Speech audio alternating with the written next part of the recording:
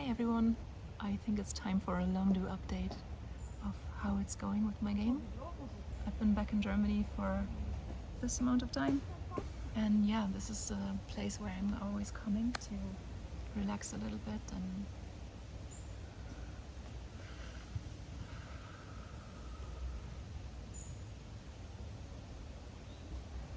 reground myself from all that is happening in the world right now. So yeah, creating this game has really been a continuous learning journey for me. A learning journey and an unlearning journey as well. Learning a lot about game development, obviously. I've been learning to program, I've been learning to compose music, learning a lot about history and anthropology, learning how to organize myself, find processes that are healthy for me. When do I need to work hard and when do I need to relax and listen to my body and have phases of that are slower and phases that are faster.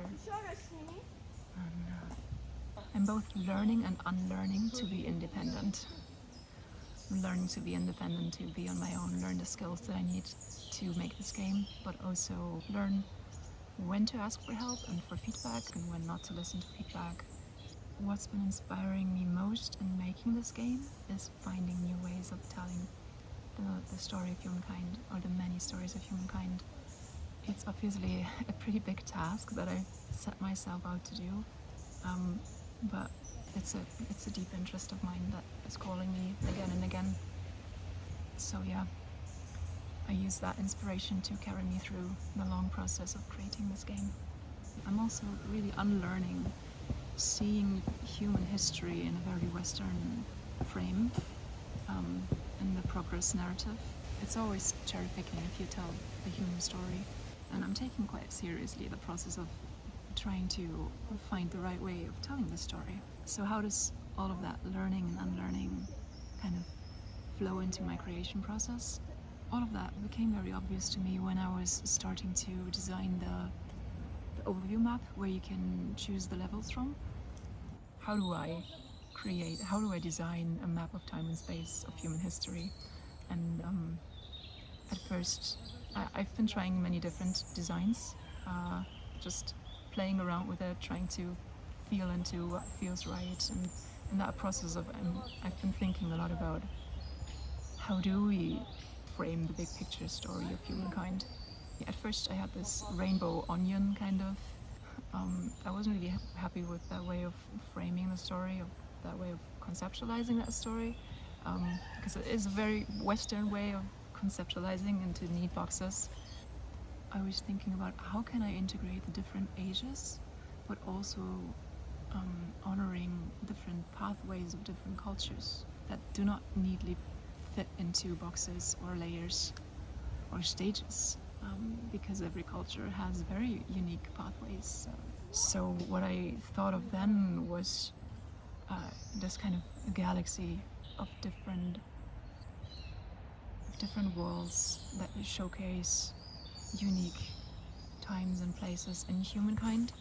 It really allows for unique pathways for different cultures and different lines of ancestry moving throughout that same galaxy. Yeah, that really excited me, and I feel like I'm on the right track there. And then also, I really want to integrate multiple voices into the story, because it's really not a story. The human story is really not a story that I can tell all by myself. I believe it needs to be a story that is told by many voices. I always knew that this is a story that I want to tell in multiple games. So what I'm deciding at the moment is that I want to release one part about my story, basically a character who is inspired by my perspective, telling the story of my ancestry. Kind of a big picture overview of my ancestry through the different ages, at least of a character that is inspired by me. Obviously I can never portray myself completely accurately in a game, but yeah, a game that is inspired by me and inspired by my ancestry. That is obviously very stylized, very playful, very colorful. I think that's a really beautiful way for me also to root myself into this place and to connect to my personal story. And then I can ask other people to tell their story, the story of their ancestry, the story of their culture, in their voice, in another game. I want to basically release multiple games that are integrating the many stories of different people. And this way I can both release the game relatively soon and not blow up the content of the game right now too much. And at the same time, hopefully the meta story will be able to capture many voices and really tell a story of stories in a way that includes many different people. I think I would love to be able to give other people the space to tell their story from their perspective. The sun approves. Yeah, one other thing that happened is I was able to showcase the game, a demo of the game, at a maze festival in Berlin. So it's already some time ago, but that's been a really valuable experience for me. Showing the game to actual people, players that I don't know. So valuable to see how they react, and it seemed to me that a lot of people really liked it, and I could see a spark in their face, which kind of showed me that I'm doing something right, I guess, and which was very relieving. It's always good to get some feedback from the outside if you are working on a project for so long.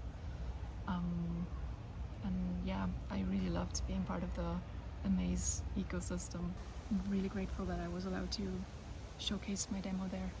And this demo I am working on right now, and I very much hope that I can release it on Steam soon. That's my next step. I don't have a release date for that.